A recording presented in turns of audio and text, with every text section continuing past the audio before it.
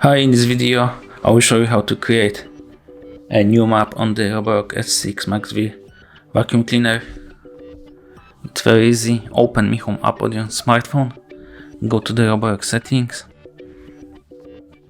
tap on the three dots, tap manage maps